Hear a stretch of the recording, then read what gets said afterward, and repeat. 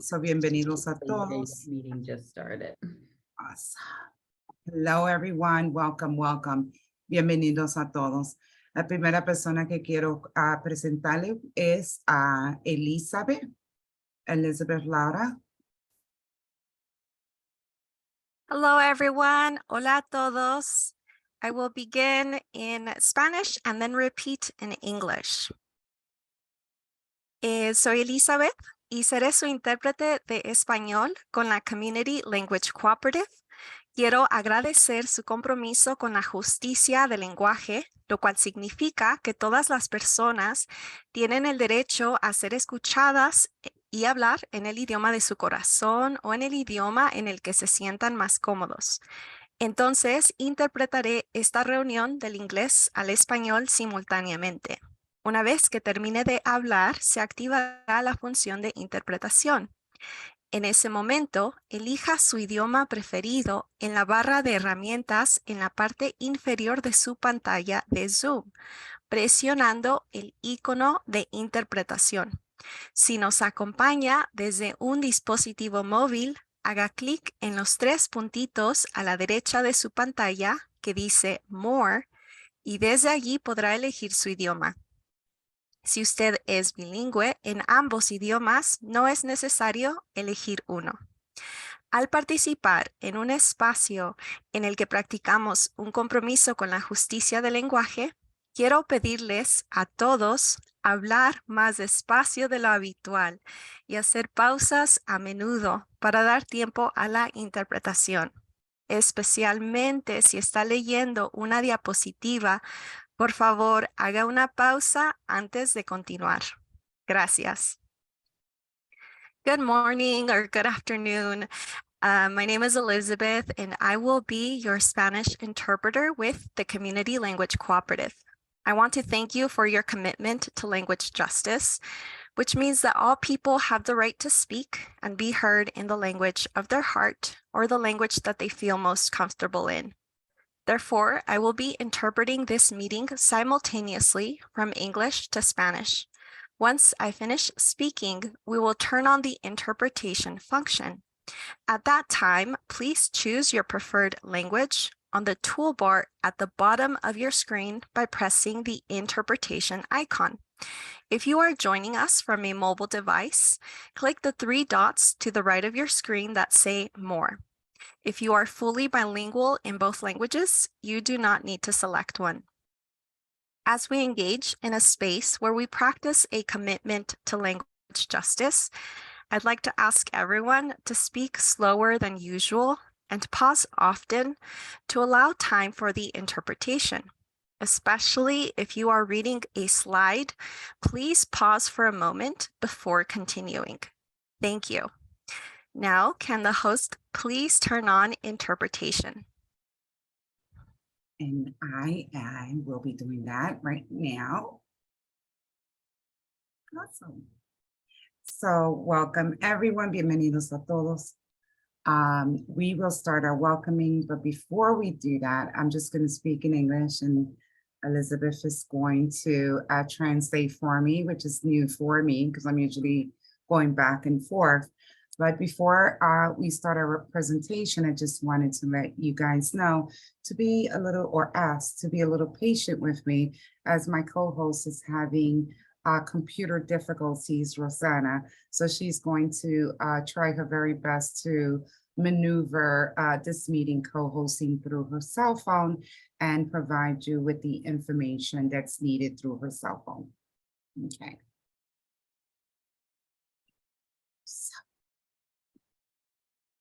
We have a little, before we move to introducing Lisandra, we have a couple of housekeeping rules. Please place your name and the name of your organization and your email in our chat box, please. Please remain muted, raise your hand to talk, or unmute to ask questions. Use the chat box to share, and please look at the chat box for all the resources and links that we will be providing. This session, again, is being recorded and translation is definitely being provided to you all. and as well as the sessions and recording and materials and any resources shared with you today will be provided and uploaded in our website under www.latinoseducandojuntos.org. Awesome. So, Gracias, Mari, por ese recordatorio. gracias. Oh, So, here we go. Yes, welcome back. No. So, lo que pasa es que me pueden ver por video de mi computadora, pero el sonido está saliendo de mi teléfono. Okay. So, por favor, Damari, si me puede poner como co-host esa cuenta que dice me participant, no sé si lo ve. Hay dos Rosana. Yeah, Both as a co-host. Thank you. you are more than welcome. Thank you so much, Rosanna. Rosanna, so now that you are speaking and you're here and you're live and I love you, you want to go ahead with the icebreaker? Yes. All right. So, hola a todos. Gracias por poner su nombre y tu correo electrónico en el cuadro de chat. Esa es la forma que ustedes como que se registran o digan, sí, estoy aquí presente. Entonces, nuestro icebreaker o algo como para romper el hielo, quería saber como la semana pasada es la semana del niño y este mes, el mes del niño, quiero saber si hicieron algunas cosas diferentes, creativas, emocionantes en sus centros, en su lugar de cuidado, con los niños, con las familias o con la comunidad. Me lo pueden poner en el cuadro de chat o tenemos tiempo, creo que para una persona o dos personas para que comenten algo que hicieron durante la semana del niño o el mes del niño.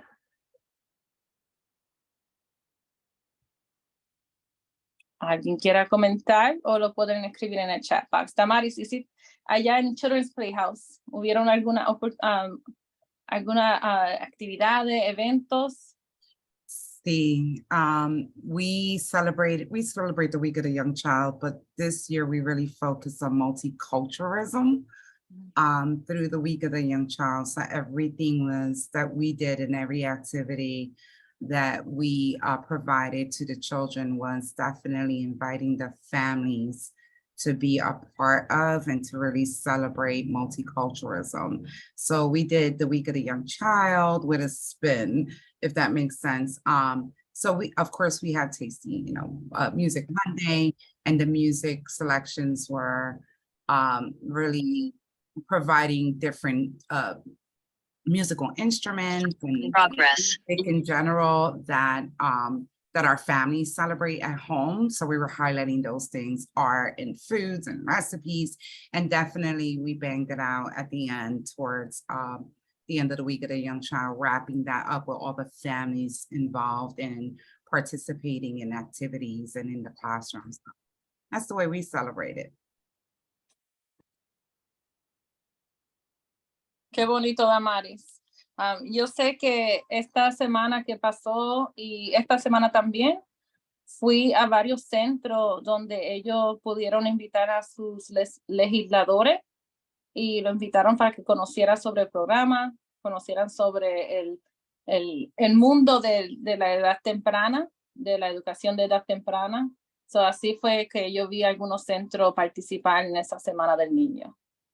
No veo ningún comentario en el chat box, pero si están pensando o todavía están escribiendo, por favor, añádalo ahí. Pero por cuestión de tiempo, creo que Damari seguimos. Seguimos. Sí.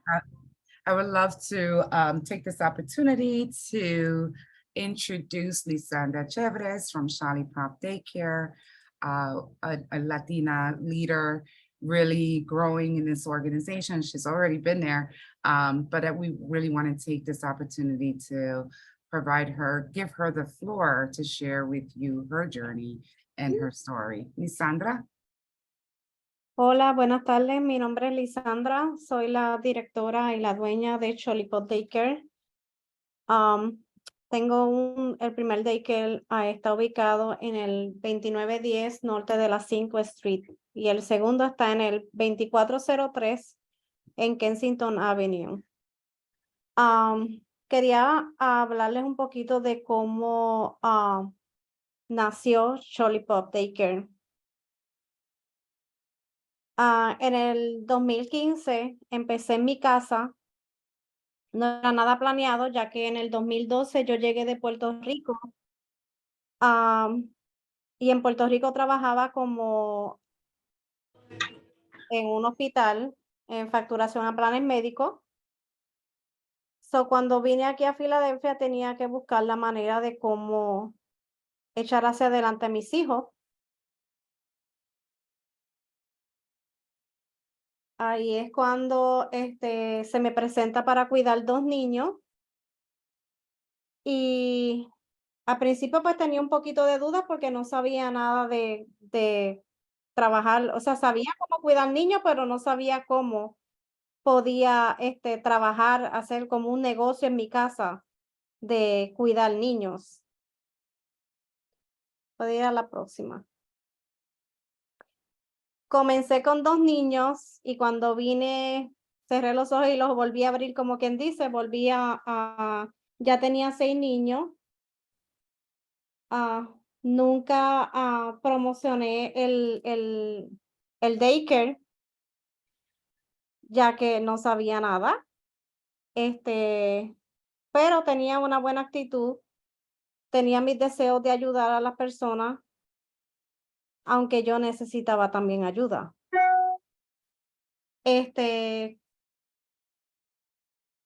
Cuando me fui al negocio comercial, que fue en el 2017, renté mi primer commercial building.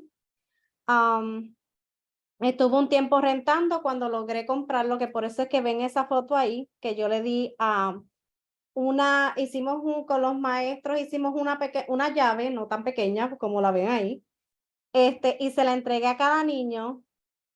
Y los papás me decían, ¿Qué significa eso? Yo les dije, hoy acabo de comprar el building y esa es la llave porque esto es de cada uno de estos niños y cada uno de la familia que pertenece a Cholipot Daycare.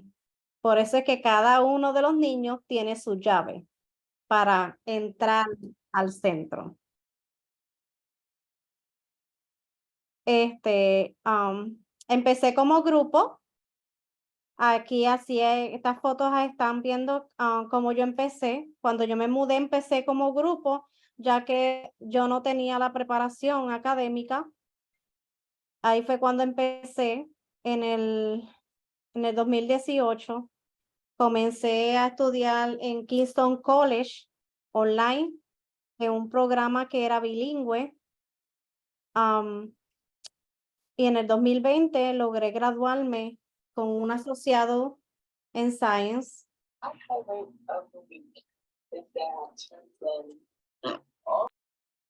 Asociado en Science y entonces logré terminarlo y ahí es cuando lo logro terminar que me permiten que convertirlo en Center. Next. Ahí ese es Cholipot Daycare cuando comencé en las 5. So, como ven, no tenía nada de experiencia, tenía una pequeña idea, pero no tenía nada de experiencia de cómo acomodar las cosas ni nada. Pero lo más que me importaba era que los niños eran felices y yo las atendía con el mejor de lo mejor que pude haberlo hecho. La mejor actitud y lo mejor para mis niños y para la familia. Next. Gracias a Cholipot Daycare 1 de Fifth Street, logré que creciera Cholipot Daycare 2, ubicado en el 2403-2407 de Kensington Avenue. Fue una experiencia diferente porque yo sé que cuando yo abría el primero no tenía la más remota idea de qué cuando me pedían algo de la ciudad, no tenía la más remota idea, no entendía nada, pero ya cuando abrí el número 2 se me hizo mucho más fácil porque ya tenía el conocimiento, un poco más de conocimiento. Próximo. En estos momentos, Cholipot Daycare 2 tiene 2 estrellas, gracias a Shirley Kimball de Aspira Tu Expira y a Damaris Alvarado, que de verdad ella me ayudó muchísimo, me orientó y me ha ayudado a que yo logre varias de las metas y varias de los deseos que yo tengo, sueños con estos dos centros. Next.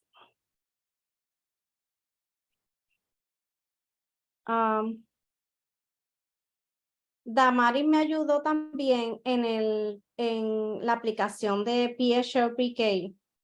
Y gracias a esto me aprobaron 15 sillas empezando ahora en septiembre del 2023 en el centro de Kensington. ¿Por qué en Kensington? Porque tengo un poco más de espacio y en el de Fifth Street viene siendo algo como más pequeño. Siguiente.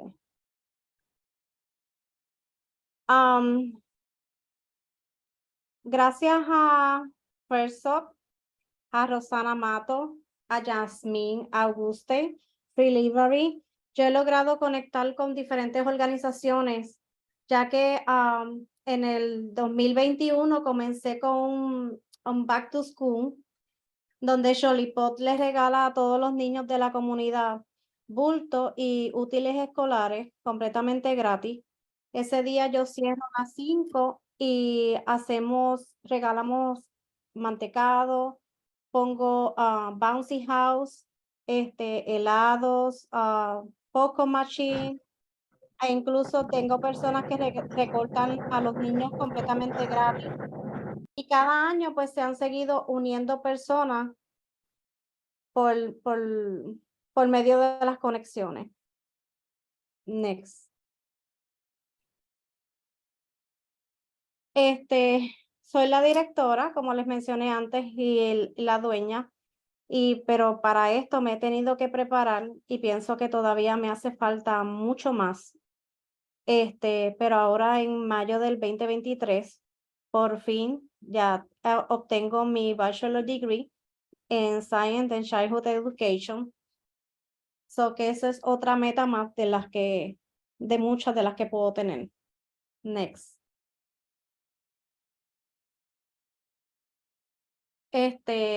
Lo importante de esto es la dedicación, el sacrificio y los deseos de tratar de continuar hacia adelante, el deseo de ayudar a la comunidad, el deseo de ayudar a las familias que lo necesitan, que son muchas, y son pocos los que están dispuestos a ayudar a las personas.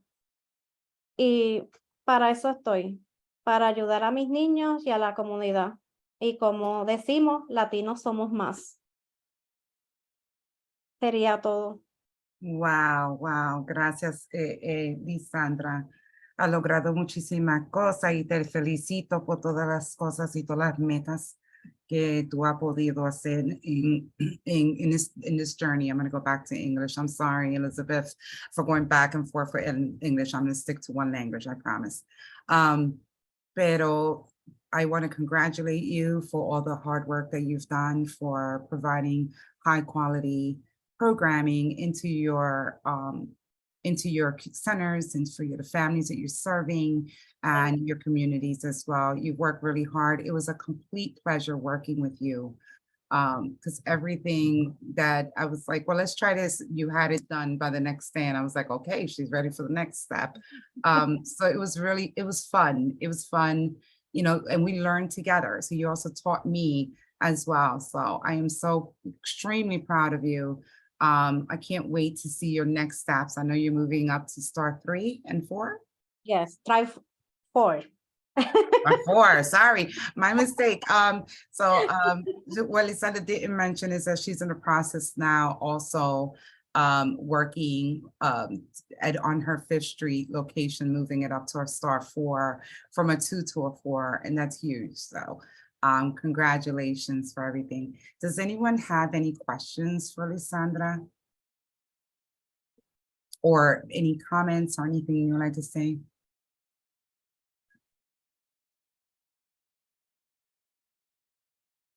And before we move forward, I just want to remind everyone. Sorry, Damaris, I couldn't get to my unmute.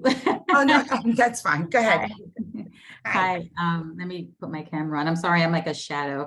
Hello, everyone. I'm Lily from ELRC 18, and I want to congratulate Lisandra. You know, I met you, oh my gosh, on 5th Street in the beginning when we came to the ELRC, and to hear the stories, we haven't connected, but you know, with your quality coach and with Damaris and all of the partners, hearing your story, all these, like, you know, the last 4 years is growing and growing and evolving, especially in the community that is in high need of, you know, a Latina or a Spanish speaking provider. You know, thank you. I say thank you on behalf of the community, the children, the families, you know, and thank you for promoting quality and just putting it out there. So yeah, just kudos to you. Thank you. You're welcome.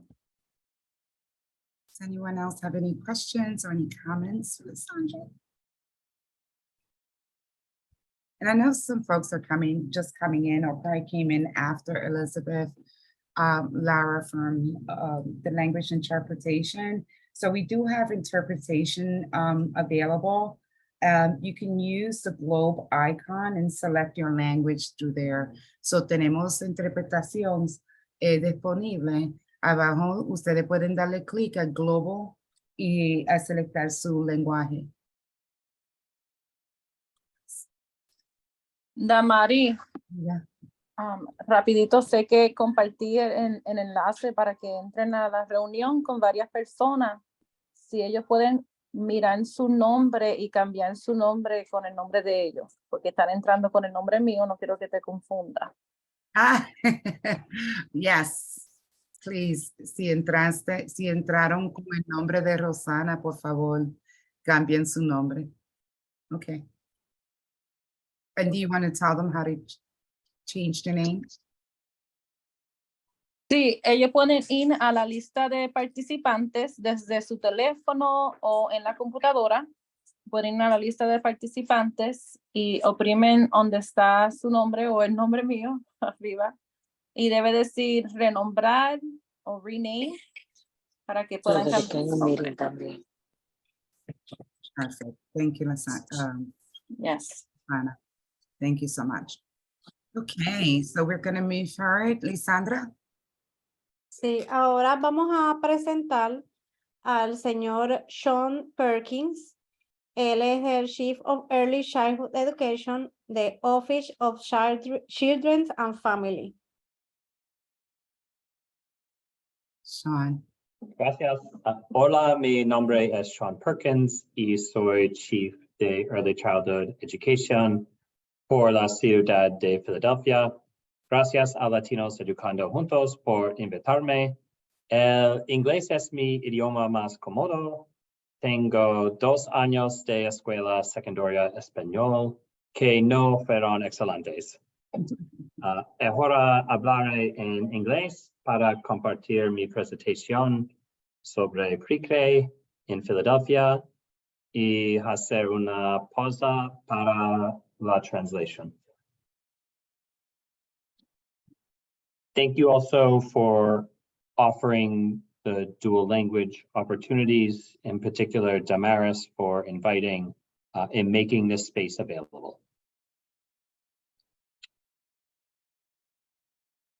I want to talk a little bit here about opportunities to align and unify the preschool sector in Philadelphia that is not centralized. And to do that, I will have context about children in the preschool in Philadelphia. I will share some of the approaches to aligning our systems, the ways we are engaging with others, and what our timeline and next steps are.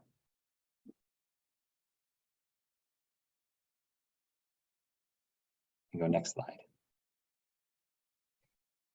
In Philadelphia, there's approximately 1.4 million personas and 104,000 children under 6 who live in, was it 46 zip codes.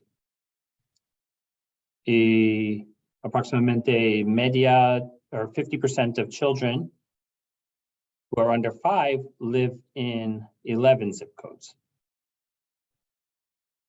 And you can see those zip codes on the screen in front of you and how many children live in each one of them.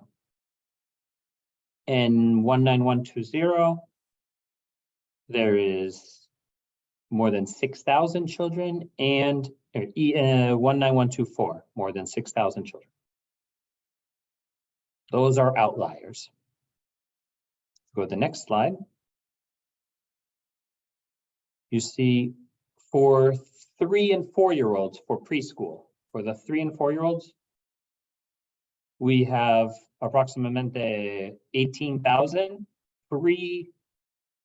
preschool for 40,000 children. And those are in 335 locations across our city. So there are about 5 zip codes that have most of the seats. They have 30%.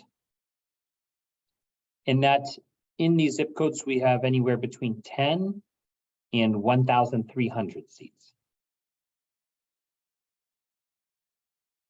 However, we have 3 zip codes, 19137, 19103, and 19127, con 0 preschool seats.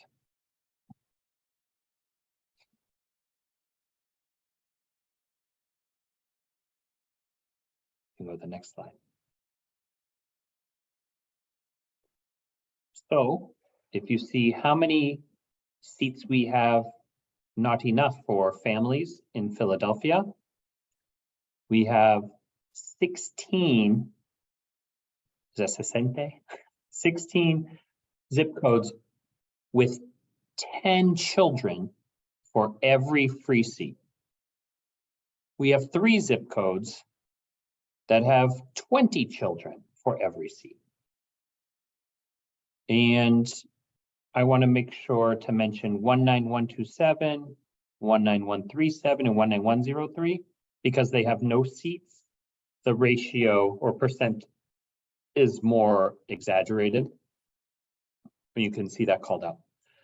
In Philadelphia, there is only 1 zip code that has enough seats per child, and it's very, very small, 19106.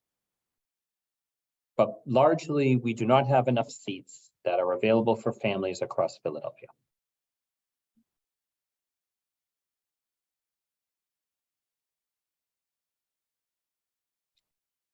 While the number of seats to children is important, the equity of those seats is also important.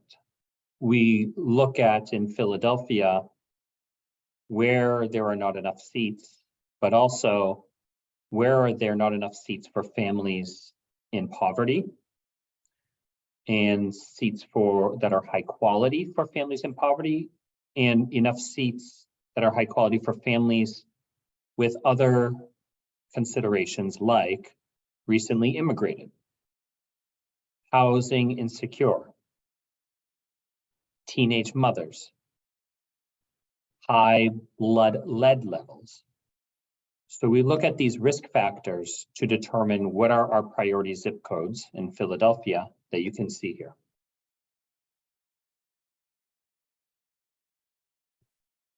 I'm going to pause there for a moment before we move on to ways we can align to see, are there any questions I can help answer about preschool options in Philly?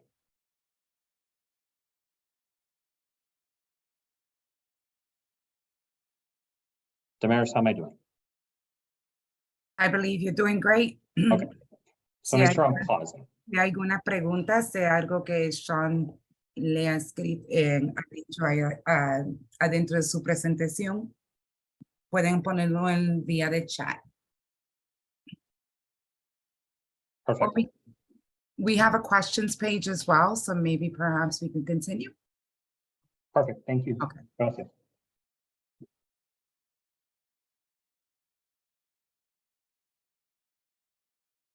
Those seats that we have for families to choose from in Philadelphia is like many other cities where We have different funding options. And that's because we wanted to get as much funding as possible in Philadelphia because we do not have enough. Most people know that Head Start seats, of which there's about 5,500, come from the United States federal government. And then the state, the Commonwealth or the state of Pennsylvania has pre-K counts options, as well as Head Start supplemental. And in Philadelphia, we have the beverage tax or the soda tax that adds another 4,300 seats here. We are looking, that's for this year. For next year, we want to have 5,250 seats. So while it's good that we have this many seats for families, and it's not enough, we need to do some work on all of these seats because they are not all the same. Next slide.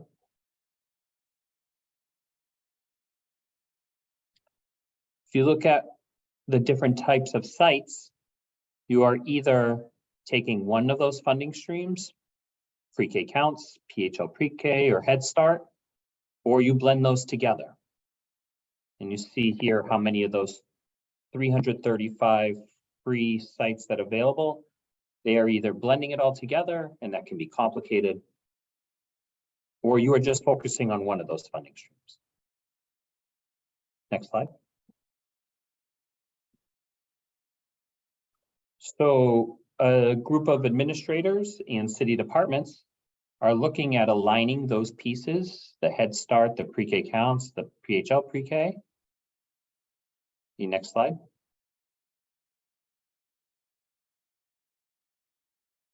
So that the staffing, reporting calendar, selection, enrollment, supports, assessments, and standards can be more aligned. So that Head Start and pre-K counts and PHL pre-K, it is not helpful to have differences. It's helpful to have one common language for families to understand, as well as the centers for you all, the operators, to have one common set of standards. Next slide. Our road to get there means right now, we are looking at almost 18,000 seats, but if we were to have another 20,000, next slide. We are working to align what we have with a vision towards expanding to have more for all the families in Philadelphia. Next slide.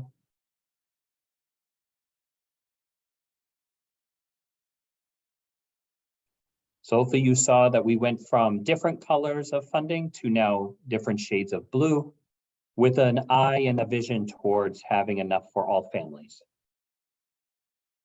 But that requires a lot of work. It requires a lot of working with each other and talking and meeting with different groups of individuals and different sites. Next slide. So I want to talk a little bit more about how we are engaging with one another to learn how to build a system that meets the needs for all.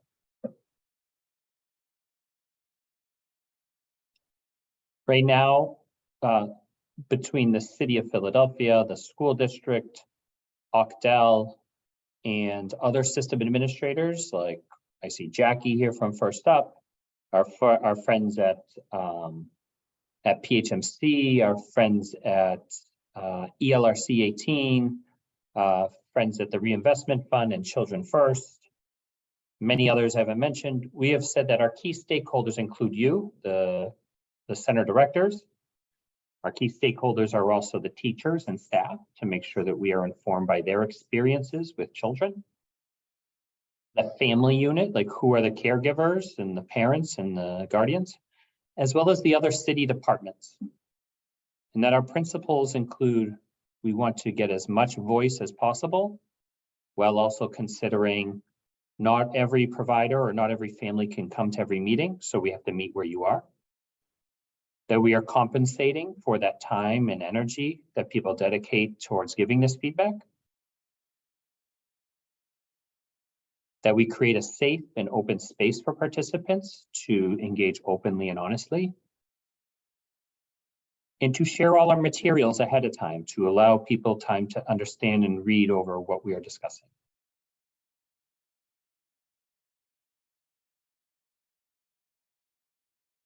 Right now, I have met with other city departments in Philadelphia, like Commerce, the Human Services, Department of Maternal, Infant, and Family Health, Free Library, Food Access, Immigration Affairs, Intergovernment Affairs, Integrity, Diversity, Equity, Inclusion, and Belonging. Over 20 departments have met with me to understand this objective and series of goals.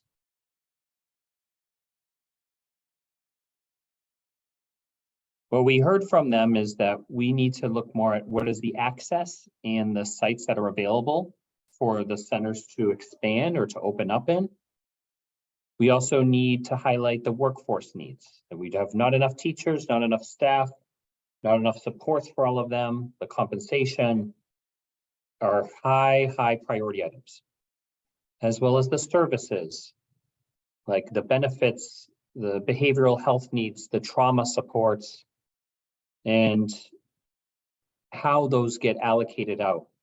Because right now, to navigate that requires a PhD to even understand it.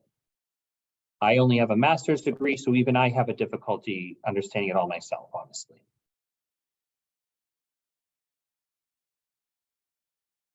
So I want to talk a little bit more about next steps and what we're developing as a timeline to try and align our system while we look for a future that has enough for all families and for the centers themselves. Next slide. So right now in the spring, this is a meeting as well as several others that we are engaging with our stakeholders to meet them where they are, to understand more of the provider experience, what the family's experience and what the teacher's experience is. And we want to have a summer meeting with all of the stakeholders together to bring it all in one place, with the idea of next school year beginning our projects, piloting any programs or piloting initiatives that need to be ready for a more aligned system in 24-25 school year. I'm going to take 1 second to mention, you see on the slide here something called PELSA, P-E-L-S-A. That's an acronym I did not clear up, I noticed, and I should have. That is Philadelphia Early Learning System Administrators. That is the group of me, the Office of Children and Families, the School District of Philadelphia, OCDEL, ELRC 18, Reinvestment Fund, First Up, Children First Provider Council, William Penn Foundation, Vanguard, Hope Philadelphia, University of Pennsylvania. I'm going off of my memory at this point. Apologies if I forgot somebody. PHMC, yeah, you know there. Great. I think that's all I had. If there's any preguntas, I want to say gracias por la tiempo today. Si hay alguna pregunta para Sean, pueden ponerlo en el chat, o si no. And Rosanna, I'm not sure if you're still there. Were there some questions for Sean that was sent ahead of time?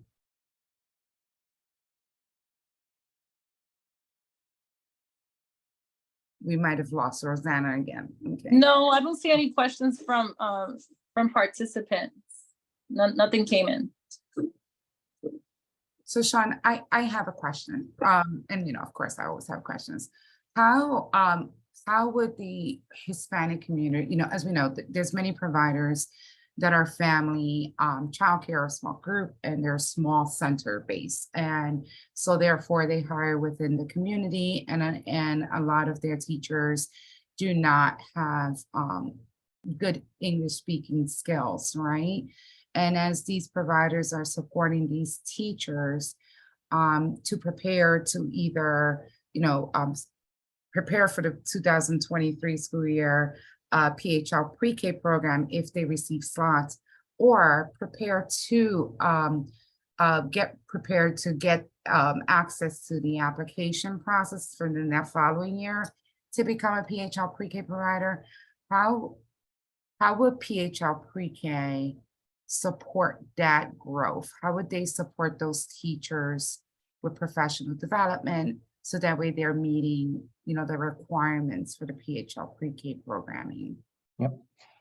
So right now, I'd say for the current school year, 22-23, we have invested more funding to make sure that the application and the, this is for centers.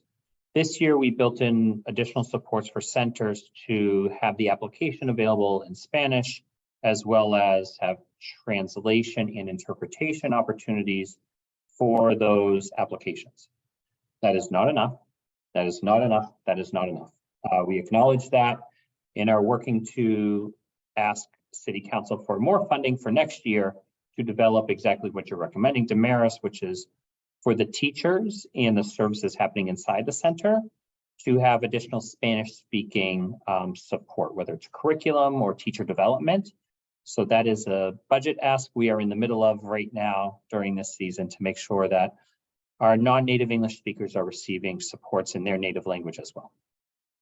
Thank you. And even that I'd say is still not going to be enough, but I want to suggest the commitment that we have at the city towards meeting the needs of our non-native English speakers. I would also say, please continue to engage with us, to share with us what are your pain points so we can work to identify and support those as well. Thank you. Thank you so much. Can I ask a question? Yes. Oh, I'm sorry. It's okay. I'm not sure if this question was already asked or answered, but how does PHL Pre-K plan to provide support to non-English speaking teachers and professional development? I think that's what we were just talking Oh, about. I'm sorry, I missed it. I apologize. No, that's fine. That's fine. Do you have another question? No. Okay. I saw there's a question there, like, will we have translation services available? Yes, absolutely. Yes, yes, yes. Yep. And I wanted to share with you, like, I myself am proud to work at a city that does prioritize that response. That is not easy to accomplish, and I'm not suggesting that it'll be perfect, but I am suggesting that I'm proud that this city has responded to the needs of our multilingual users of services. And again, it's not perfect, but I also want to say that there is commitments and there is advancements happening there. I have worked in other cities and I have been observant of other cities who are not as committed to that.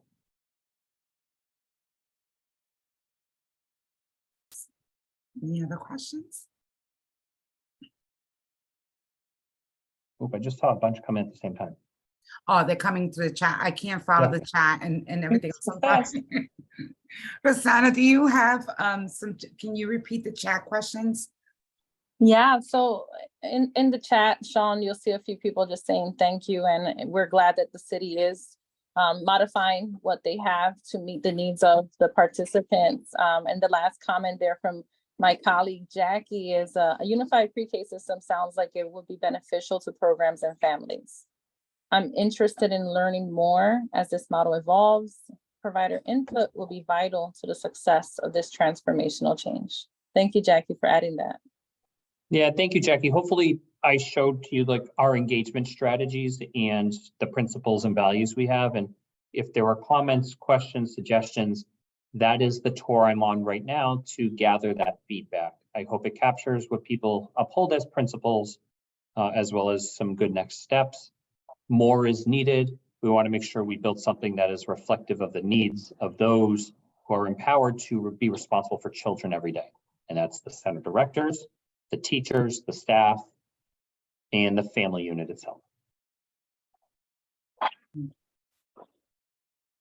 Is there any other questions or anything else in the chat?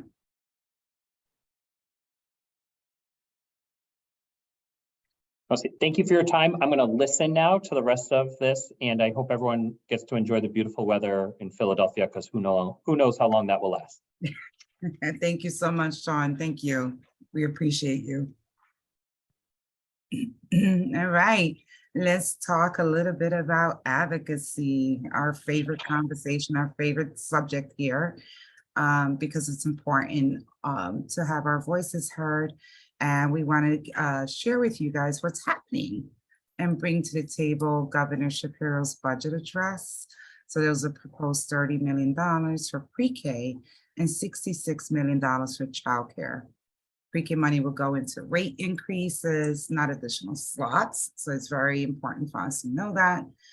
The childcare money is just replacing the COVID funds that expire this year. No new money for childcare which is an issue, right? Because if there's no new money, we have a staffing crisis and we need funds in order to sustain our workforce. This may be due to his big funds for K-12 following the fair funding lawsuit. So this is what we're asking for. This is a state budget ask. We're proposing $500 million to be deployed as $430 million into a wage scale and $70 million for quality via tiered reimbursement. The wage money will go into through CCW and allow for $15 minimum wage for high school or GED, $18 an hour for associate's degree level, and a minimum of $21 an hour for a bachelor's level. So we definitely need more money, right, into childcare.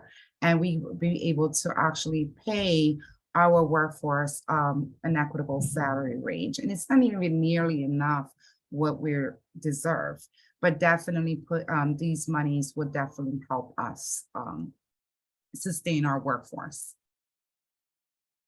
So what we're asking everyone to do, to take out your phones right now and scan the CPEC budget response letter. We would like to have your voices heard. We translated the letter in Spanish and we translated it in English. So if you guys can take one moment, we're gonna pause for about a minute so you can take out your phones, do a scan, and please sign the budget response letter. We would like $500 million so that way we can bring that back to our childcare sectors. Rosanna, do you have anything you want to add to that? Yes, para las personas que están en la llamada desde su teléfono, yo añadí los enlaces en el cuadro de chat. So pueden ir directamente a ese cuadro de chat y oprimir el enlace de inglés si lo quiere la versión en inglés o español si lo desea en español. Yo voy a hacer el mío ahora también, Damari. Thank you. I did mine already.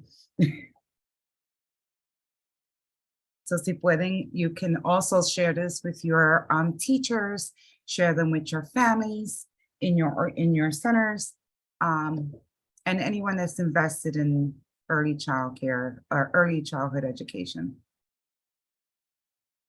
Just give you 1 minute to complete that, and then we can move ahead.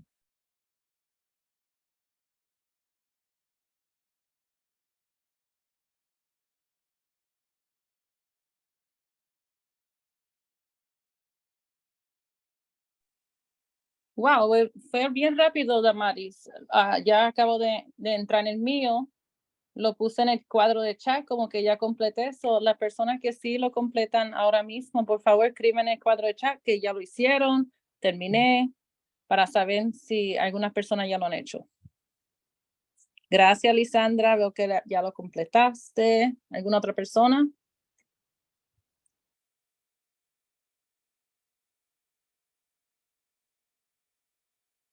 Y recuerda que esto es para todos. Esto es un enlace que nos afecta a todos. El budget es para Pensilvania completo. Gracias, Suani. Solo me tomó menos de un minuto, Damari, porque fueron como 4 preguntas muy sencillas.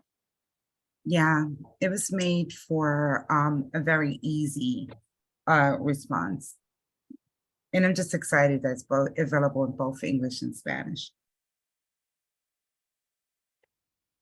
Okay. Gracias. So We are asking for craft papers. Let's put our faces on well-deserved need of future funding for childcare. So what we're asking for our providers is to provide us with some paper plate flowers so we can bring it up to Harrisburg. I can't remember the date for Harrisburg, but it's in the slide, so I'll show you. So we wanted to show you a couple of examples of what we're looking for. So we need much more funding to help kids able to blossom. So we're going to put them on the wall in Harrisburg, and we will pick them up. So if you reach out to us and say, hey, we have our flowers ready, we will go to you, we will pick them up and make sure the appropriate people get it. So here is some samples of flowers, but these are for teachers because the teachers are important in the ECE sector as well. And of course, we would like to see representation there. So if you can actually make some flowers and have your teachers have fun while making the flowers, and we will pick those up as well. And the garden will be displayed at the Capitol Rotunda on April 25th. To inspire legislators to fund childcare in the state budget. Join us on April 25th or our Capital Caravan dates. So Latinos Educando Juntos will have a Capital Caravan, and our next Capital Caravan will be on May 2nd. We had to change the date from May 9th to May 2nd. We did announce that at our last meeting. I just want to make sure that I let you guys know that it is changed from May 9th to May 2nd. But we'll be meeting there in Harrisburg from 8 a.m. to 3 p.m. And to join our caravan, we already have over, I believe it's like about 15, Rosanna. I'm not really sure how many have registered yet. I still have not registered. I still haven't registered my my staff to go, but so far we have about 15, and we're shooting to, we want 50. So definitely, if you guys if you're able to join us, that would be absolutely amazing. Rosanna's going to put inside the chat the registration link that you can just click onto there and just put your name in there, and then we'll record our names. Damaris, yo puse el enlace ya en el cuadro de chat, pero sí tenemos como, tengo como 20 personas ya interesados que van a ir. Cabe mencionar que vamos a encontrarnos con el Hispanic Caucus, ¿verdad? Que esos miembros que se dedican al soporte, al apoyo que se le ofrezca a los hispanos de Pensilvania. Y eso es, para mí es muy emocionante porque vamos a encontrarnos con los legisladores que conocen de nuestro idioma, conocen, tú sabes, nuestras costumbres, nuestros deseos, y vamos a reunirnos, sí, y tenemos ya reservado un cuarto para nosotros y caben 60 personas en ese cuarto, Damaris. Me encantaría ver 60 personas ahí.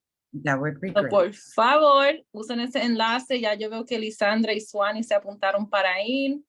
Creo que yo vi también otros nombres. No sé si Maritza también iba a ir, pero sí, por favor, inscríbete para que vayan. Recuerda que sí hay un incentivo para personas que vayan para Harrisburg, y de eso, cuando oprimen ese enlace, pueden ver más información sobre ese incentivo. Thank you, Rosanna. Let me know when you want to go to the next slide. Next slide. Yeah. A ver qué viene próximo. No sé. Las cartas para los editors. Sí, la carta a los... English. Gracias, Jackie. Thank you, Jackie, for being with us. Thank you so much. Las cartas a los editores. Yo creo que la reunión pasada hice un reclamo. Por favor, vamos a que conozcan más sobre la educación temprana y cómo pueden conocer más las personas que no están involucradas. Pues quizás están viendo periódicos, quizás están viendo diferentes noticias que se comparten en Facebook y cosas así. Una forma muy fácil y divertida de hacerlo es enviando una carta al editor. En la última reunión Y en el último follow-up, yo le di como un ejemplo de cómo se puede ver, solamente 150 palabras o menos, no tiene que ser algo largo, no es un ensayo, no estamos en la universidad, algo pequeño que vaya al punto de lo que tú quieres mencionar, sea algo que está yendo bien, sea algo que tú tengas un pedido. Perdona la intérpreta si estoy yendo muy rápido, como que se me olvidó esa. Pero sí, si me enseñan, si me escriben por correo electrónico un screenshot o algo así, o aquellas personas que tienen mi número de teléfono, pueden enviarme un screenshot como que mira, envié la carta al editor y se le puede dar un incentivo de $50 por hacer eso. So, por favor, traten de buscar en ese correo electrónico que yo le envié sobre la información que se dio en la pasada reunión para que puedas hacer esta pequeña cosita que se hace por internet enviando un correo, un párrafo de tu opinión. Gracias, Damari. Y la próxima. Uy, me encanta la foto que pusiste ahí. Me encantan. Sí, el 27 de abril, el 27 de abril voy a tener una charla, un webinar, va a ser en español. Aquí está un flyer que creo que se lo envié esta semana a ustedes. Están en inglés y español. Es para los educadores o para los maestros, para la administración, pero también para los padres, para que conozcan la importancia de ir a votar. Una de las cosas que hicimos la vez pasada, en noviembre, fue que algunos centros se quedaron abiertos unas horas extra ese día para que así los padres puedan salir a votar. Se le ofreció esa oportunidad a los padres que tengan su hijo ahí más tiempo para que puedan salir a votar, y se le dio un incentivo a ese centro o a ese Family Child Care por quedarse abierto más horas. El incentivo es de 250, so cubre si hay que tener una maestra ahí durante ese tiempo. Es muy bueno. Y sabemos que por lo menos aquí en Filadelfia, y me parece alguien que sea fuera de Filadelfia, que me escribe en el cuadro de chat, por ahí en mayo vienen las primarias, y en las primarias se escogen quién se va a tirar para gobernador, ¿verdad? Para su ciudad. Y aquí en Filadelfia esas primarias son muy importantes. Sabemos que Filadelfia usualmente vota demócrata, y ahora mismo tenemos, creo que Damari, como más de 10 personas que se están tirando para el gobernador demócrata de Filadelfia. Yes. Sabemos que la persona que es elegida de esos, realmente quizás la mayoría del tiempo es la que va a ser el gobernador. So, por favor, es una lección muy importante. Vengan a escuchar sobre eso y más información el 27 de abril. Next. I'm sorry. I'm trying to find the 15 Rosanna Matos. I guess they're using the same thing. Pero ya estamos cercano, le faltan nada más 2 más reuniones de Latinos Educando Juntos para este mes, para este año anual. Vamos a cumplir casi 2 años juntos. Felicidades, vamos a celebrar muchísimo. Lo que nosotros hicimos fue que hicimos páginas sociales. Tenemos un grupo de Facebook y también WhatsApp, y también tenemos un Instagram para poder comunicarnos con ustedes durante el verano y ahora mismo, a darles recursos o cosas que están pasando, o darle una plataforma también en que entre ustedes que pueden hablar de proveedora o de familia o lo que sea. Se pueden entrar ahora mismo. Aquí está los QR codes, pueden sacar una foto y te va a llevar directamente a la página. Estamos tratando de crecer las páginas sociales para poder comunicarnos más y pegarnos más con ustedes. Y Rosana también le va a poner el link adentro del chat. Okay. No, algo que quería mencionar sobre eso es que como tomamos ese receso durante el verano de las reuniones, pero todavía pasan muchas cosas durante el verano, ¿verdad? Una de las formas de mantenerse en contacto, mantenerse apoyado es a través de las redes sociales, porque nosotros personalmente la usamos mucho, quizás demasiado, pero por favor conéctense y le dije a Damari que a veces hay proveedoras que durante el verano tienen actividad para la comunidad, que se le pueden enviar quizá el flyer del evento y se puede también proporcionar por ahí, promocionar por ahí. Absolutely, El absolutely. enlace que puse en el chat box ahora fue el de a motivar a los padres y a los educadores a votar. So ese enlace para que se inscriban para ese webinar. Okay. Antes de presentar a nuestra panelista, que son los próximos panelistas, quería coger un momento because we skipped through ELRC updates and OCDEL updates. So I'm going to say it in English so that our participants can understand a little bit better. Hold on one second. So I know that yesterday there was a meeting, right, Lillian? I just want to make sure it's every third Thursday.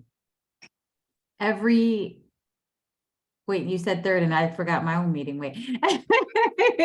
Every second Thursday of the month. Thank you. So there is a ELRC 18, Region 18 provider meeting every second Thursday of every month.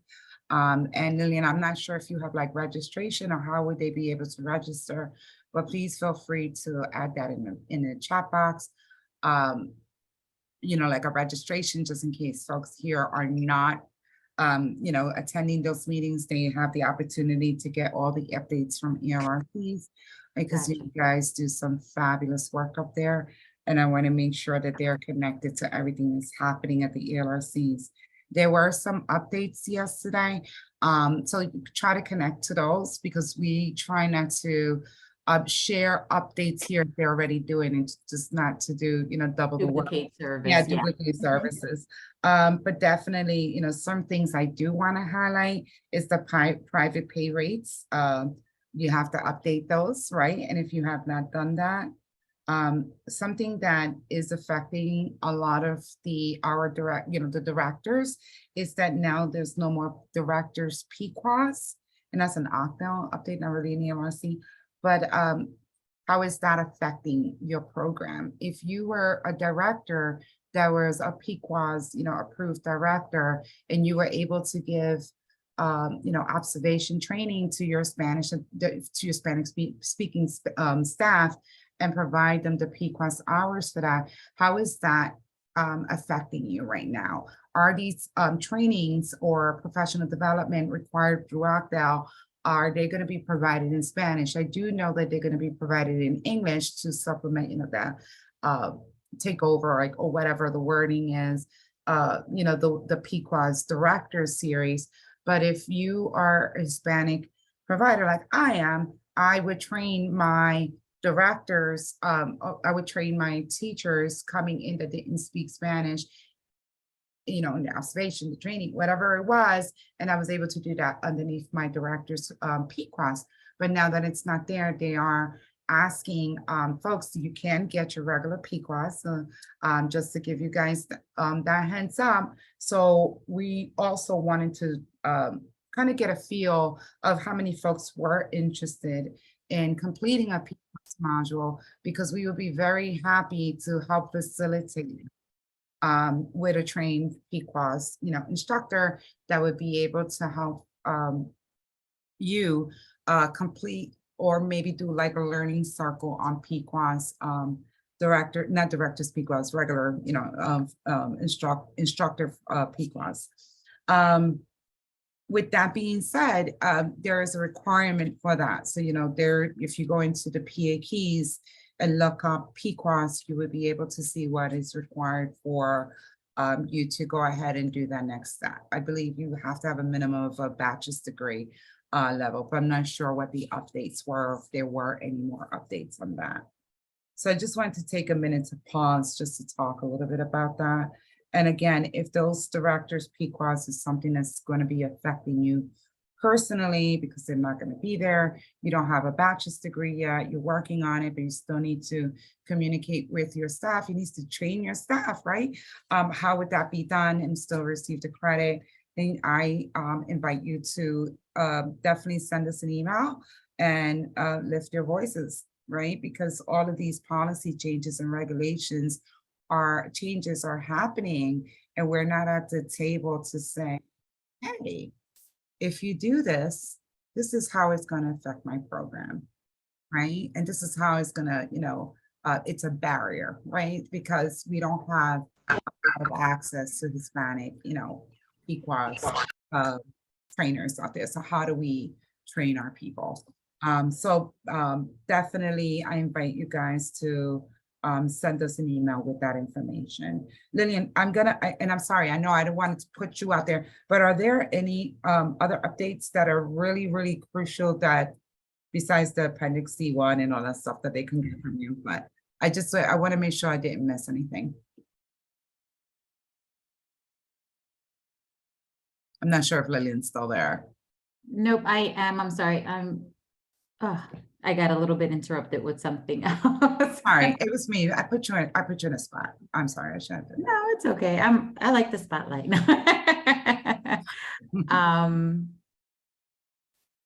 Oh my gosh, and now I'm just drawing a blank.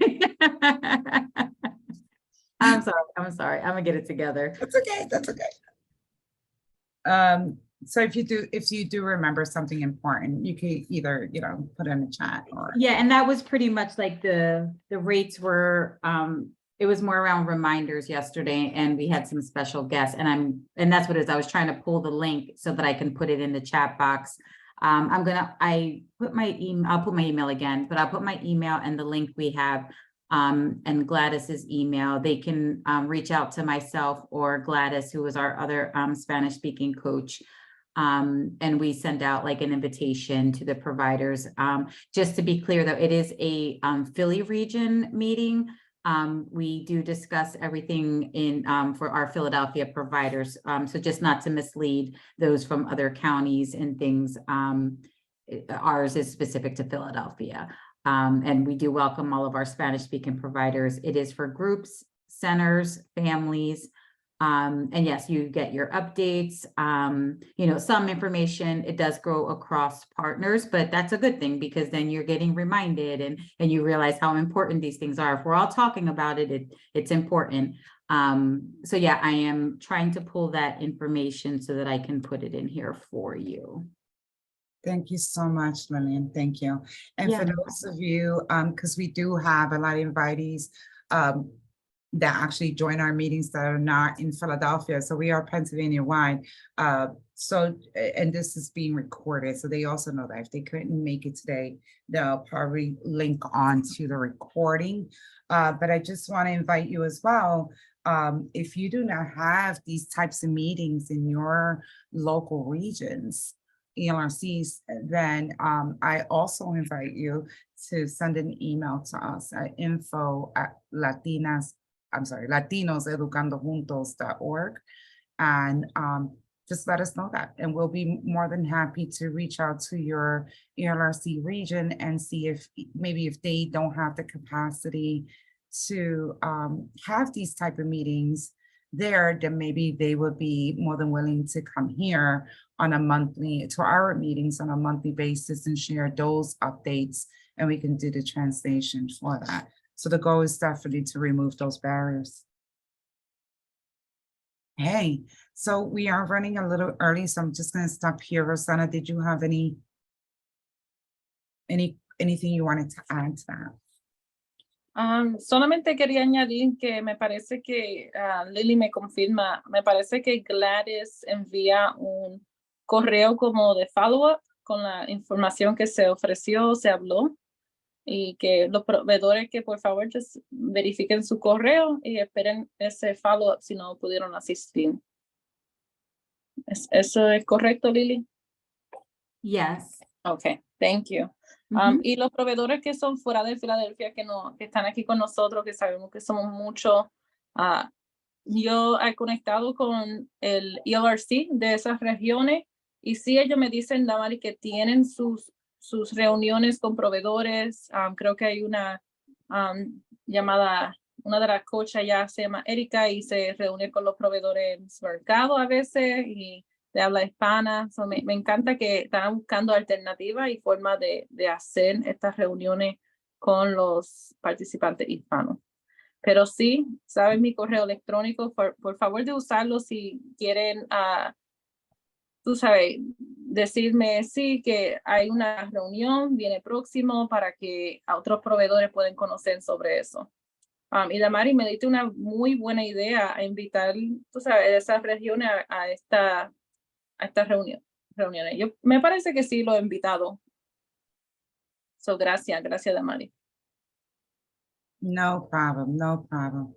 So, I just want to make sure if Jean, Jean is on. yes, okay. All right, are you guys ready? I mean, we are running like about 4 or 5 minutes early. I didn't want to put you guys in the spot, but welcome.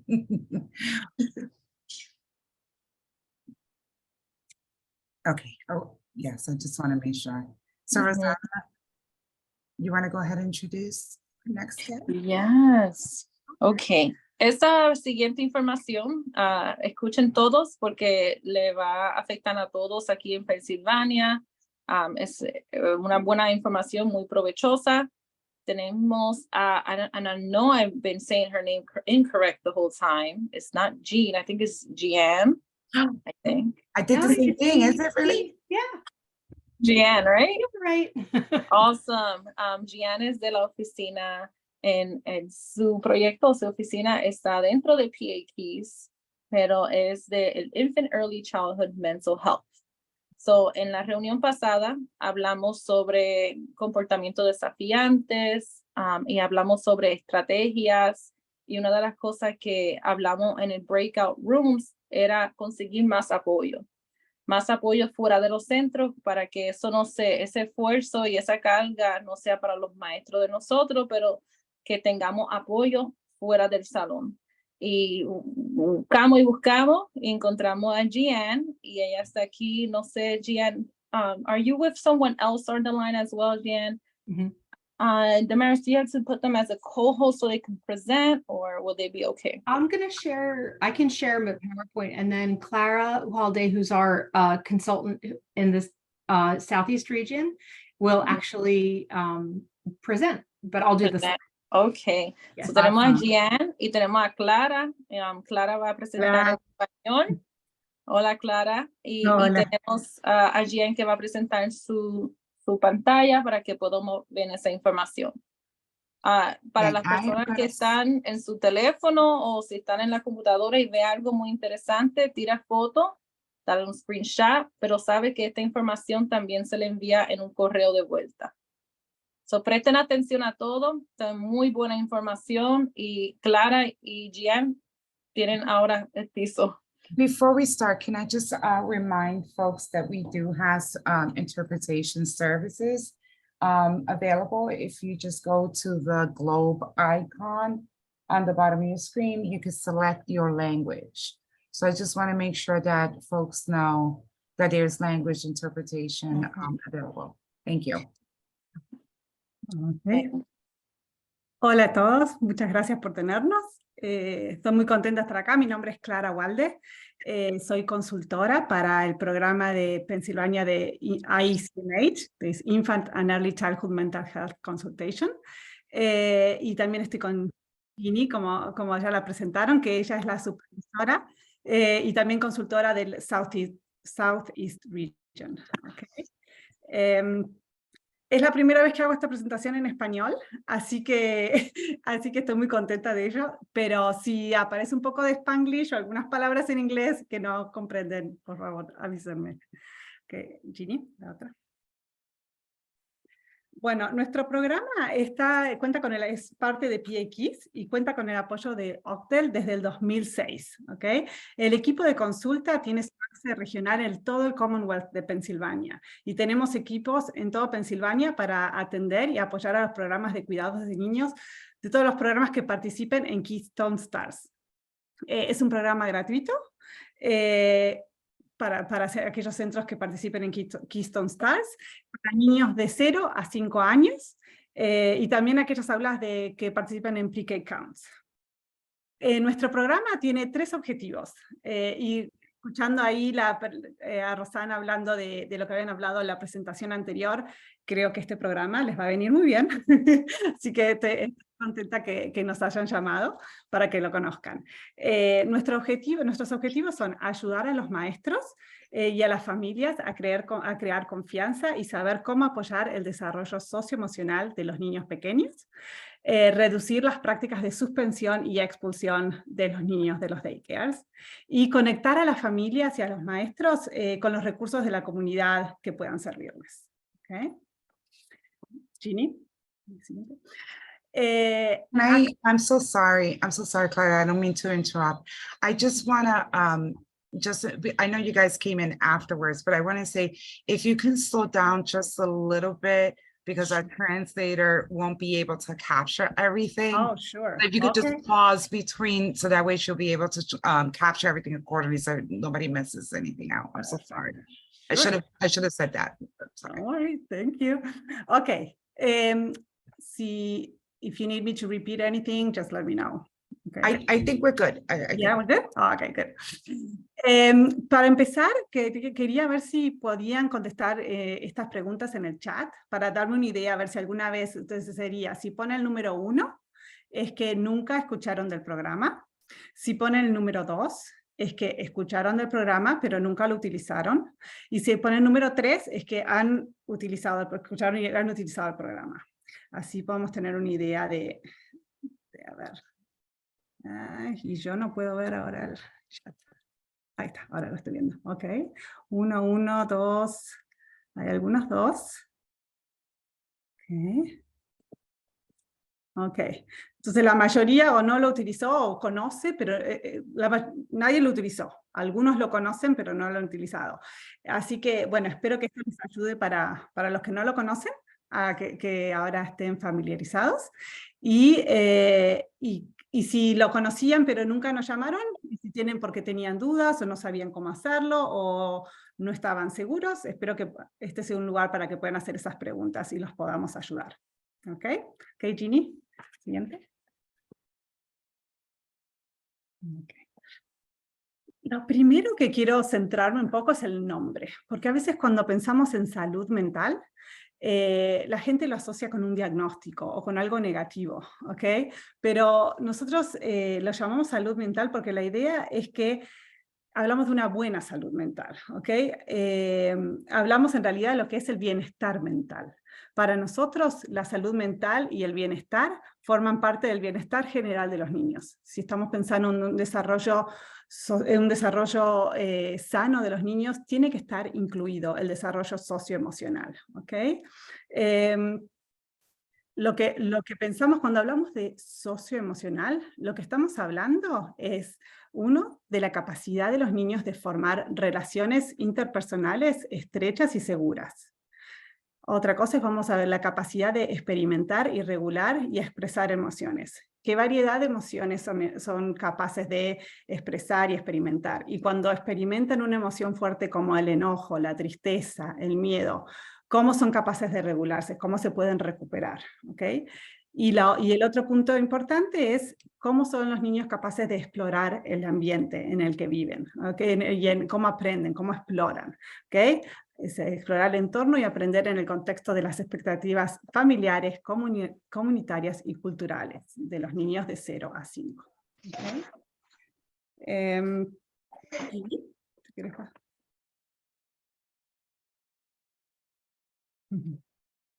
Pasamos al siguiente, Gini.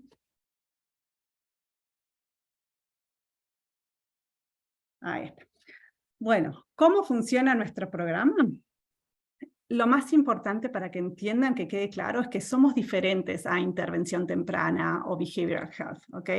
La mayor diferencia es que nosotros no vamos a trabajar específicamente con el niño, ¿ok? Nosotros vamos a trabajar con los adultos. Por eso somos distintos. Nosotros cuando hay, sí, la consulta surge de alguna situación con algún niño en particular que les esté preocupando, pero nuestro trabajo va a estar enfocado en apoyar y ayudar al maestro y en ayudar y apoyar a los padres, ¿ok? Esa es la gran diferencia.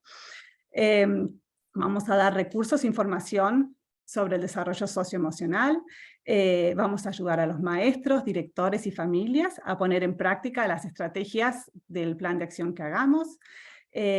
Podemos también ofrecer formación para el desarrollo profesional en torno a todo lo que, en torno al desarrollo socioemocional en relación al trauma y en relación al modelo piramidal, el CEFL, que es el modelo en el que nuestro programa está basado.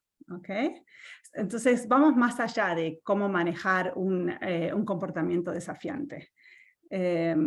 Si por ahí, para pensarlo ICMH, me gusta pensar como el programa como es un programa de bienestar socioemocional de los niños. ¿Okay? Y de los niños y los adultos, todos necesitamos salud mental. Entonces, cuando nosotros trabajamos, también vamos a trabajar mucho con el maestro, el nivel del estrés del maestro. Yo siempre digo que si cuando yo termino la consulta, el maestro se siente menos estresado, el director se siente menos estresado, la consulta valió la pena. Así que esa parte también siempre va a estar en nuestra consideración cuando trabajamos. Ginny, por favor, si hay alguna pregunta o interrúmpanme, yo no tengo, por favor, ya, interrúmpanme por cualquier pregunta que tengan. El modelo piramidal, solo voy a hacer una pequeña referencia a él por cuestión de tiempo, pero es el modelo que utilizamos. La idea es que al ver esta pirámide es para que entender dónde trabajamos nosotros. Este modelo nos enseña aquellas prácticas que se saben que tienen que estar en los centros, en los daycares, para que el niño para que todos los niños tengan un sano desarrollo socioemocional. Entonces, si miramos en el azul, en ese nivel son aquellas prácticas que todos los niños necesitan para desarrollar sanamente, para un desarrollo socioemocional sano. For a healthy social emotional development, we're going to see the environment and the relations between kids, with the teacher, between the teachers themselves, and also relationships between the teachers and the parents. At the second level, in the green, we talk about the emotional supports, the targeted social emotional supports. Some children, for varying circumstances, need more explicit instructions about how to share, how to calm down when they're stressed. Sometimes they need a little bit more, a little bit extra, and that's where we can come in and help the teacher and offer strategies to be able to help these children. In a class, there's about 20% of the children who need this extra support. At the last level, we have the intensive intervention. This is early intervention. That we don't work this area as consultants. We can help to be able to access these services or explain to parents why we think that an evaluation is necessary, but we don't work one-on-one with this.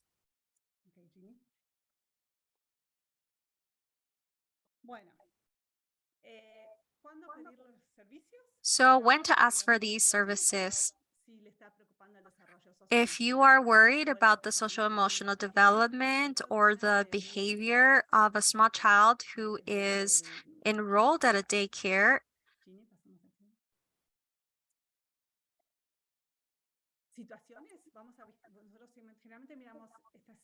normally we look at these 5 areas.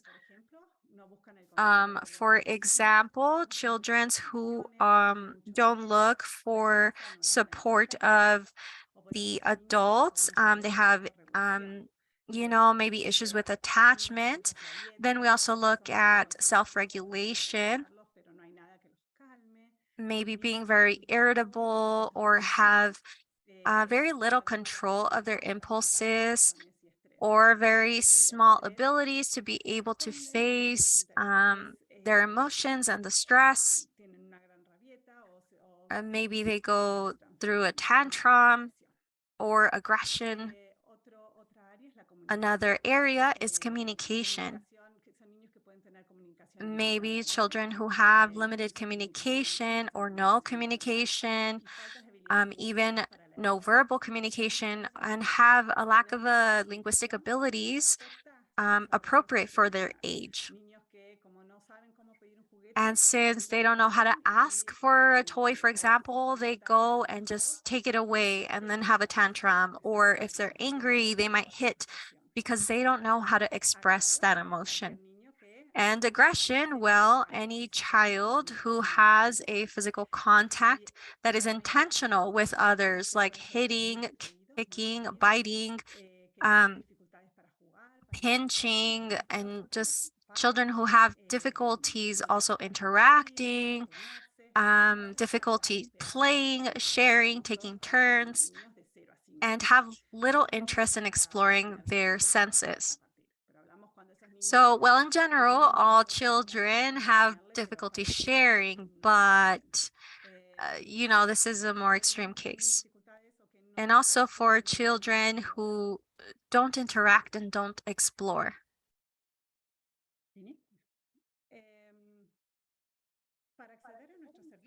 To be able to access our services, once you identify a child, what you would have to do is fill out the form that you can see here on the link or also on the QR. One of the most important parts is that the director needs to fill out the form, but the parents need to sign as well. The director needs to be in contact with the parents.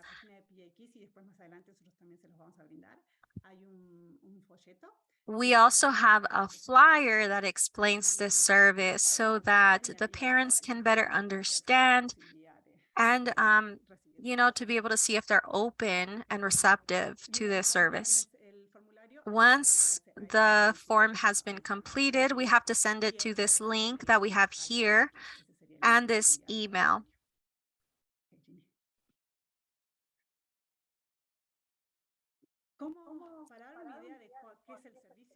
To give you an idea of what the service is, once you have identified the child, the family has accepted, and this service has been requested, one of the consultants will be in contact with you. We will have an initial meeting to be able to understand what type of help you are needing.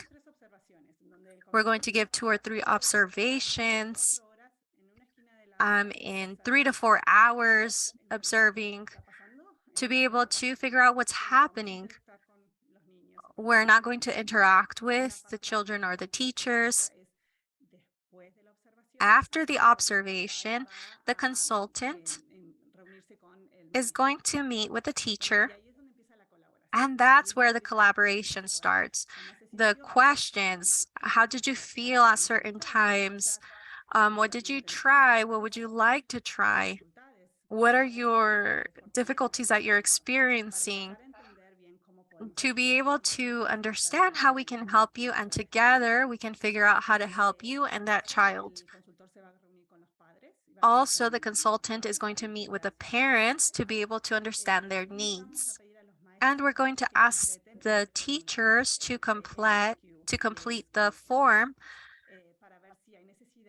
to see if there's a need to refer them to early intervention. Once the observations have been completed, we're going to gather in a meeting for an action plan. And we're going to talk about what we have observed and establish the objectives and strategies. After we have completed the action plan, then comes forming or guiding the teachers and to be able to implement these strategies. And this depends on the teachers. If they require our help once a week, maybe because they're new to this program, or maybe they, want a conversation on Zoom once every 2 weeks. So it just depends. The strategy is going to be guided by the teacher that we are helping. So this process takes around 3 to 4 months. Once we see that we're heading in a positive direction, we start weaning off the services, but we're always available. Are there any questions?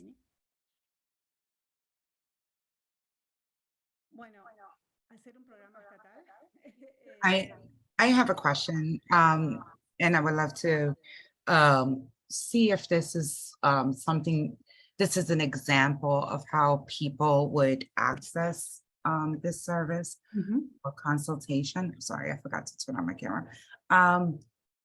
So if you have a child that's infant through toddler, for instance, an excessive biter, right, with obviously that has some sensory issues, is that something that we can refer consultation for, or a child in the zero, obviously not zero, but who knows, infant toddler component age group that is exhibiting like challenging behaviors, is that something that we can also provide or request consultation for? Definitely, yes. And the biting is one of the most common we have. Yes, definitely. Y más adelante voy a hablar del servicio de oficinas virtuales. Later on, I will also talk about the service for the virtual office that we have, that can also help with specific services like biting. But yes, those are 2 good examples of the consultations that we do.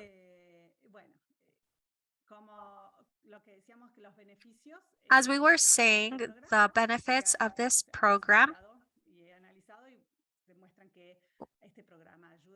demonstrate that this program helps to reduce the stress levels for the providers. And if we can just manage to do this, en este trabajo es una gran ayuda. Aumentar la confianza de los maestros, aumentar las habilidades de práctica reflexiva. Usamos mucho, tratamos de coaching y de pensar, y tratamos de que las soluciones salgan de los maestros, porque la idea es que cada vez nos necesiten menos, ¿ok? Así que la parte reflexiva y de resolución de problemas es muy importante en nuestra práctica. También hay menos incidentes de comportamientos problemáticos, y importante que se reduce las prácticas de expulsión y suspensión. Y también logramos vincular a las familias con los servicios comunitarios que necesiten. Okay. Ginny. Bueno, en la página web, y acá está un link sobre algunos recursos que tenemos, y sobre todo acá está ese folleto que hablábamos, donde explica nuestro programa, que pueden entregar a los maestros o a los padres que piensen que nuestro programa puede servir. Ginny, el siguiente. Y esto es lo que estaba hablando recién de Maris, de oficina virtual. ¿Okay? Este es un programa más nuevo, tiene 2 años, año y medio más o menos, pero que viene funcionando muy bien, y creo que es la primera, como que sirve como primera entrada, sobre todo si uno está en duda de si este servicio es el que necesitan o no. ¿Okay? Este servicio se ofrece 2 veces por mes, ¿okay? Puede ser vía Zoom o por teléfono. Y básicamente es para que maestros o directores puedan contactarse con algún consultor, conmigo, con Ginny o con cualquier otro del Estado, y es una hora en la que pueden hablar sobre alguna preocupación sobre algún niño en particular. En el ejemplo de Damaris puede ser la mordida, puede ser preocupaciones de conducta o de desarrollo de algún niño. Si por ahí el maestro no está seguro de si debería sugerir a los padres que haya una evaluación o no, o si tiene nervios sobre cómo sugerir una evaluación. Son situaciones que a veces son difíciles. Entonces podemos ayudarlos a darle el vocabulario o sugerencias de cómo tratar ese tema con los padres. También el tema del bienestar emocional de los maestros y los cuidadores, esto ha sido muy importante, sobre todo desde COVID. También podemos ayudar a brindar un espacio de apoyo y de ayuda a los maestros y directores.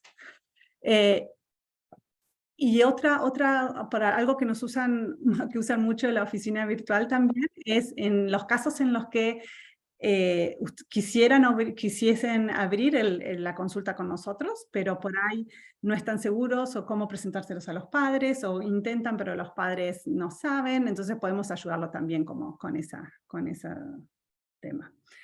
Creo, sí, a ver, siguiente.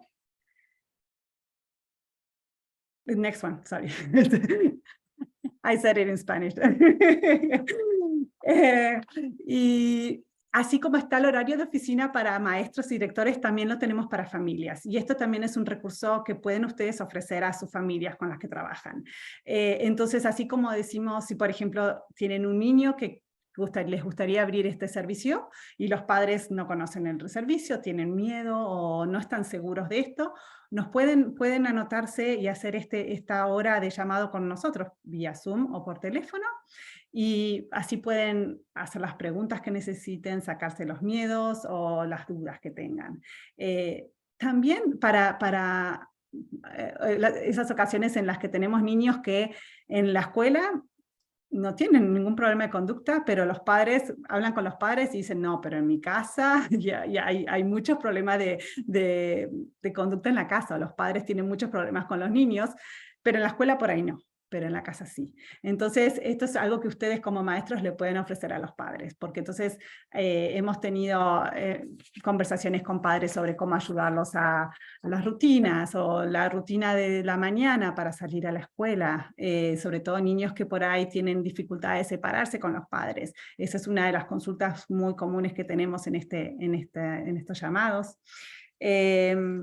O padres que por ahí están en duda si necesitan los servicios de intervención temprana o cómo hacerlo. También nosotros los podemos ayudar con eso.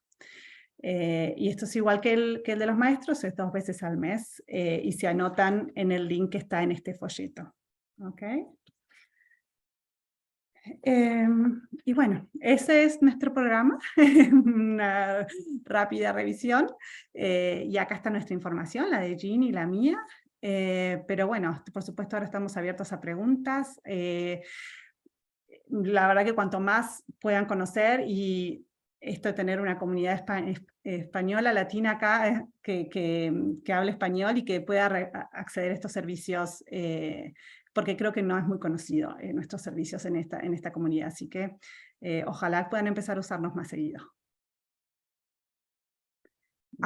And thank you so much, guys. This is amazing information. I'm not really Gracias, esta es información muy útil. I still have my English translation. Give me 1 second. Damari, tenemos una pregunta en el chat box. Yes, I quería. So we have a question in the chat.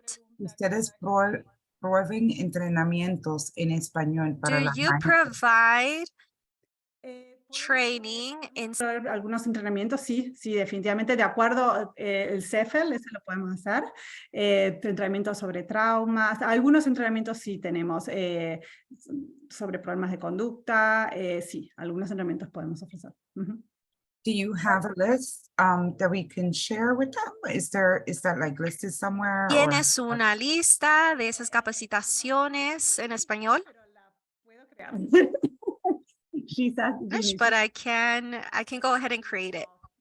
Trainings in Spanish that we can.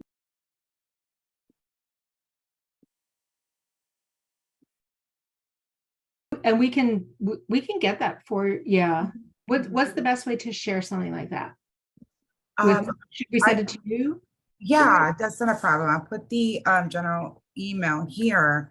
And what I would do is I'll share with everyone, with all our folks. I mean, I know we don't have a lot of participants today, but we usually do have a lot of folks. They might just not be making it, but I will follow up. I just want to make sure. Oops, that's the wrong email. We have a question from Lisandra. I think I saw her hand raised. Oh, go ahead, Lisandra. Tengo una pregunta. Solamente si. Yes, I have a question. For example, if I as a provider send an application because I have a concern about a child, do the parents always need to authorize? Yes, if you want the service where we go to the school, then yes. If it's for the office hour that's virtual, online, or through Zoom, for that one you don't need. You know, because we don't need to use the name. Just to talk to the consultant, you don't need that. But if you want to open a case where we come to your center, then yes. Yeah, because that would be great. But the issue that I have, I'm not sure if other providers have the same situation, but oftentimes we send consultations and the parents, most of the time, they authorize, but when they see the word intervention or consultation or something, then they never answer the phone. So sometimes, you know, our hands are tied because we know that the children needs more help. Yes, I understand, and we can also help with this because if the parents sign, then that's it. We can start working with you. For example, if they sign the permission and I contact them, well, the first person I'm going to contact is you. I'm going to start working with you and I'm going to try to contact the parents, but if I don't get any communication back, I'm going to continue working with you because they've already given permission. So then we're also going to help so that the parents later on are able to get the help needed.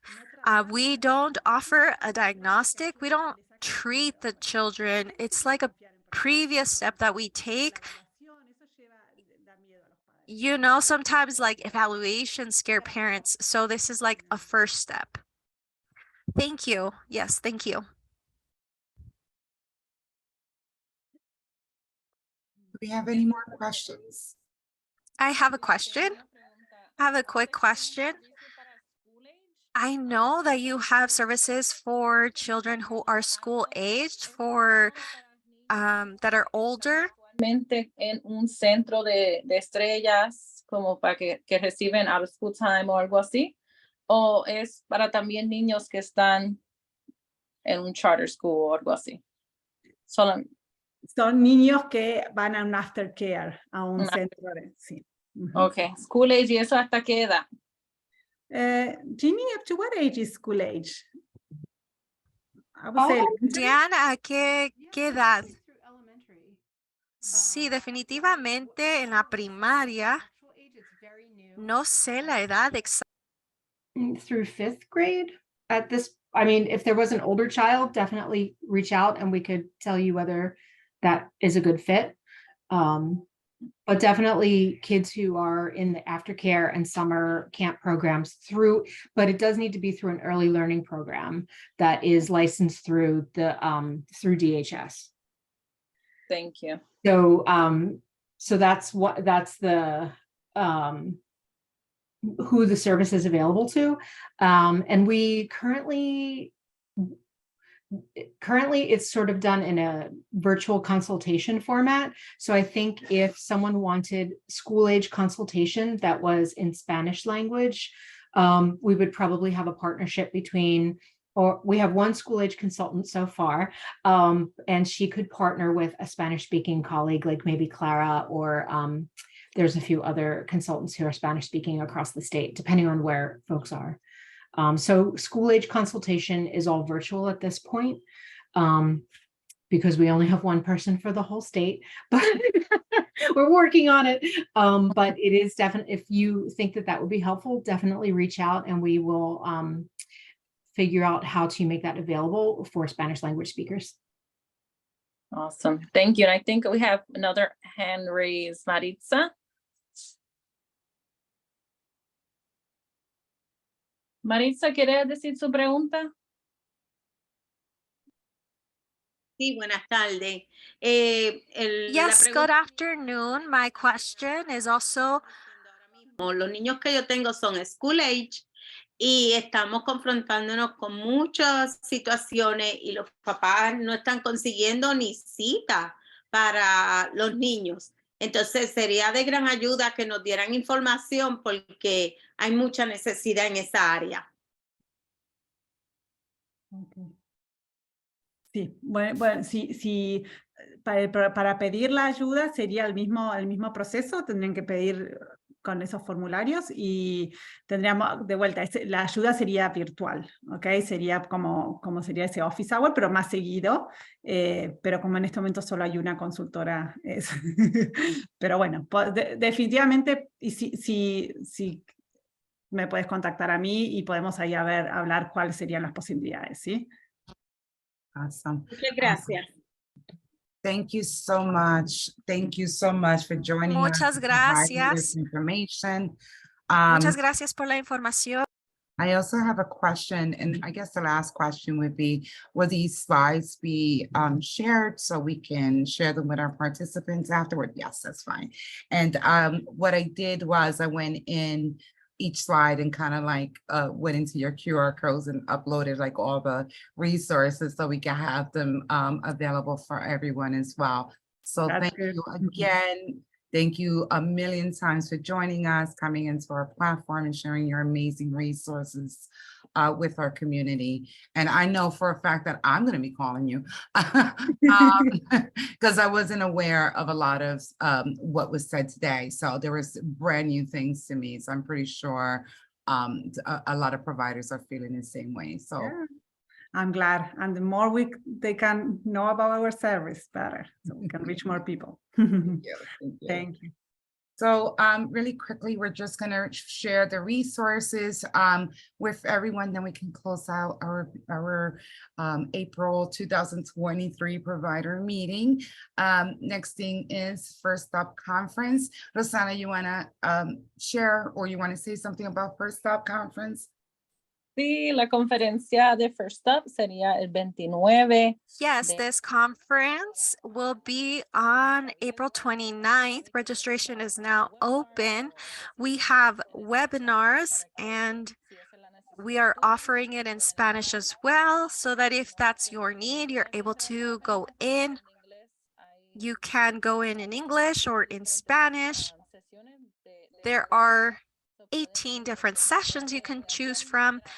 On April 29th, you can go to the First Up webpage for more information. For registration, they have something called the sliding scale. And this helps with the registration price. We know that it's something that can be very costly, especially if many people from your center are attending. But maybe this can be helpful. So I invite you to go ahead and register. Next slide.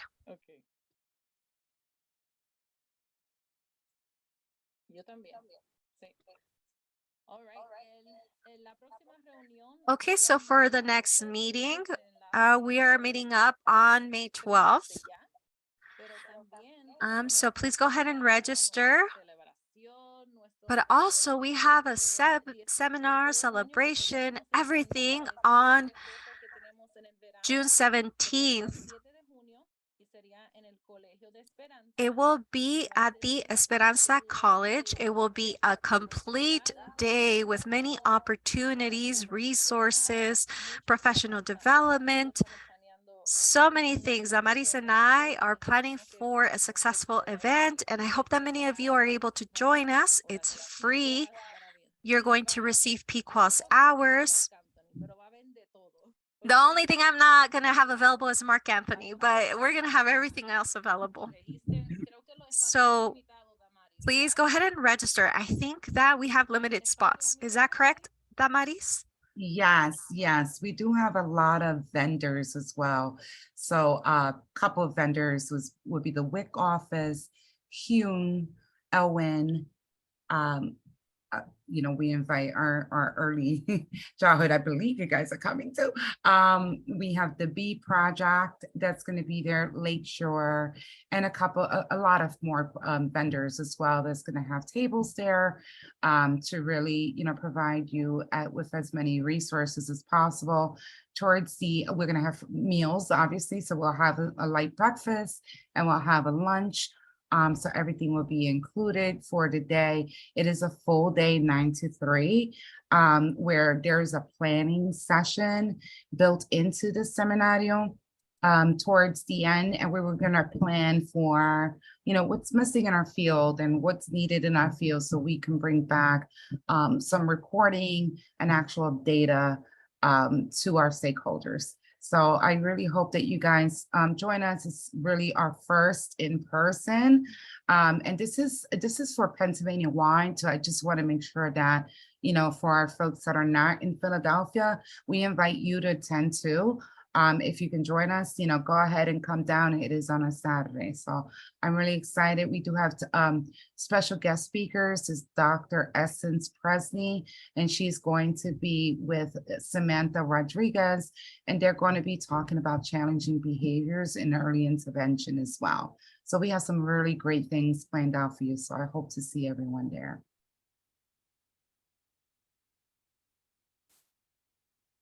So I would like to take a moment to congratulate several of our participants who recently won our Equity Champion Awards from Octal. This award is given annually and is chosen from hundreds of nominees, and this year's Latina Award winners are Child Time Learning Daycare Director Suwani Sufran and her team of Allentown. They received the Gold Award. Children's Playhouse Marshall Street, Executive Director Damaris Alvarado, Director Zykia Scott received the Gold Award, and Children's Playhouse on Passion Avenue, Executive Director Damaris Alvarado and Director Samantha Rodriguez won a Bronze Award this year.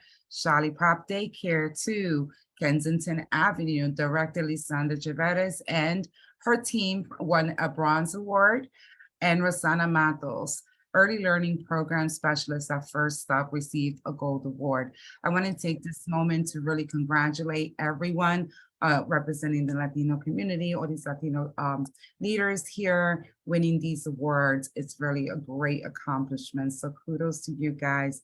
Y pa'lante, right? Next year, we're going to have a whole entire list because we want representation for these Equity Champion Awards, because we want more than equity. We are equity. I think we invented the name equity. So definitely congratulations to all the award winners. We want to celebrate you. Queremos celebrarte. So if you have any awards, anybody that you want to celebrate, somebody moved up in a star level, somebody purchased a new building, is getting ready to expand, somebody just got a new job, a new role, a new leadership role, P-Cross, you just graduating now in May. Even if you want to celebrate your team, if they completed their CDA and received their CDA certificates, we want to celebrate that for you. We want to bring more representation into the celebration component. So we invite you to send us any information that you guys have. Rosanna, I believe she's going to put the link inside the chat box to make sure that you guys have everything there, and you could just fill that out, have it, and it's going to be shared with you guys again. But we want to celebrate you. Hey.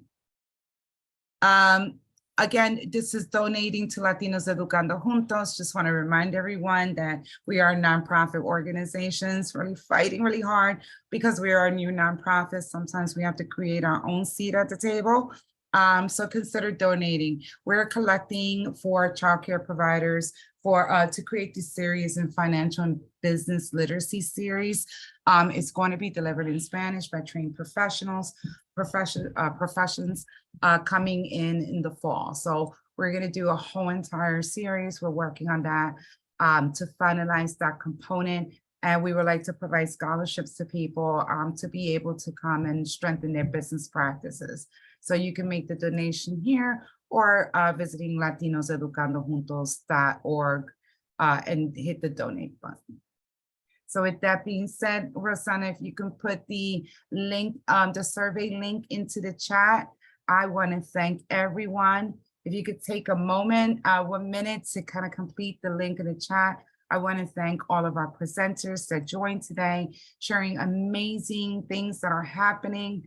Making sure that you're coming here and providing those resources that's really important in our communities.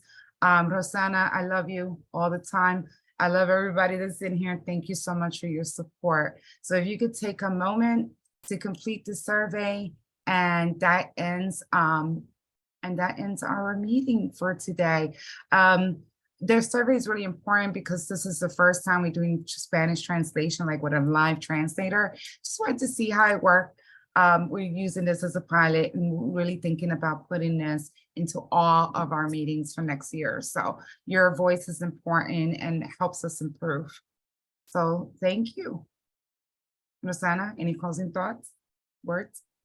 Yes, I want to thank our guest speakers, Jeanne, Clara, we had Sean Perkins, Lisandra. Thank you for sharing your celebrations and stories. Gracias a todos los participantes de Philadelphia, de Allentown, de Bethlehem. Thank you to all the participants, wherever that you're listening to us from. Thank you for sharing your Friday with us. Thank you for joining us and listening. Thank you for helping us to grow. Please share the information that you have gained today. And we invite you in June to celebrate together in person, because I've never met you in person. And it's going to be great to be together. Yes, we can.